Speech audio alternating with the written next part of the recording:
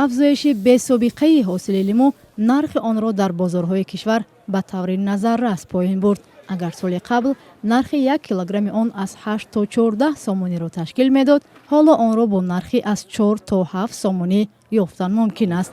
مثلا اون سال 1 کیلو 2 کیلو میخره، این سال میاد 3 کیلو 4 کیلو میخره. کاهش نرخ لیمو اگر مشتریان را خرسند کرده باشد، دهقانان از چنین رنگ گرفتن بازار آن نگرانند.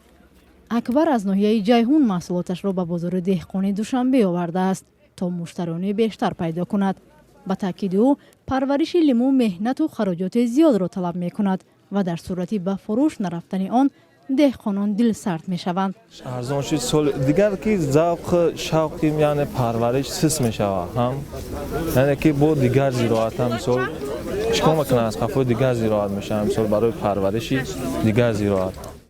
این دهقان خواستار آن شده است که با زیاد گردیدن حاصل لیمو باید صادرات آن به کشورهای دیگر افزایش و 2 روز به راه مانده شود تا 10 ها تن لیمو در سردخانه ها ویران نشوند. دهقان چی خیلی فکرش نمیاد، مثلا که فکر میکنه که بازار میره، مثلا بیرون هم صادرات میشود.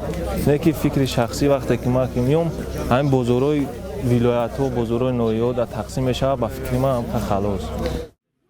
بازار دهقان از مکان‌هایی است که تاجران لیمو پروران برای فروش این میوه‌جات در اینجا جمع می‌آیند.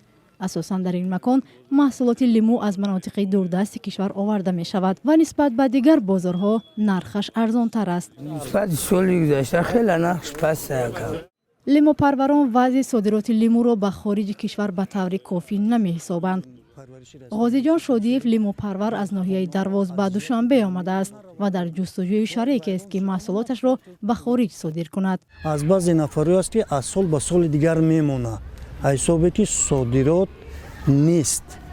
من دفترهای کشاورزی که هستند راستیگه با دهقانا همکاری دارند، لیکن با او همکاری که ما را با او درجه میفوره که محصولات ما را مثال به بازارهای درکاری یا که به صادرات نفر برای ما پیدا کنند، در همین راستیگه کمک سستر است، کمتر است.